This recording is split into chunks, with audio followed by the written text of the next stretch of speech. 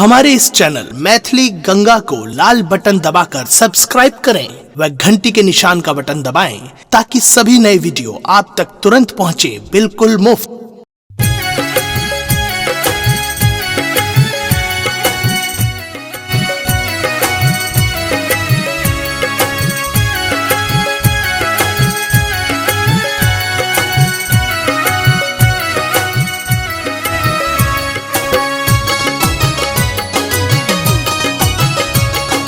अपने सुन रहल छी गंगा कैसे टूटल।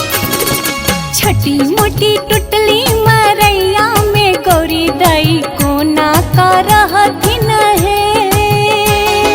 छठी मोटी टुटली मरैया में गौरी दाई कोना का रहथिन है।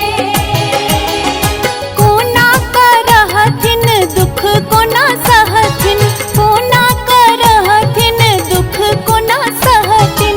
छोटी मोटी टुटली मरैया में गौरी दाई कोना का रहथिन है। छोटी मोटी टुटली मरैया में गौरी दाई कोना का रहथिन है।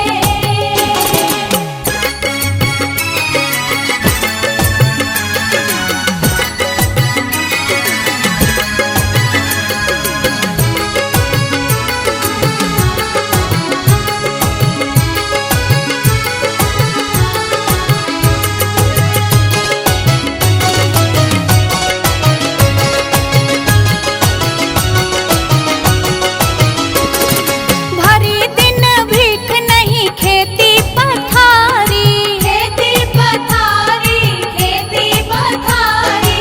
भांग धतुर शिव पीवत त्रिपुरारी, शिव त्रिपुरारी, शिव त्रिपुरारी। कोमल हाथ सा भंगिया बाबा ले कोना का पिसथिन है।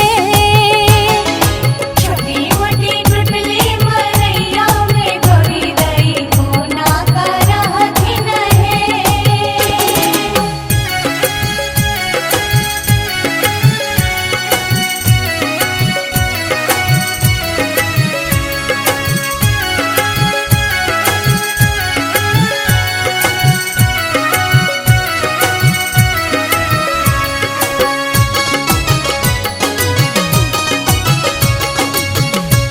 अपने सुन रहल छी गंगा कैसे टूटल।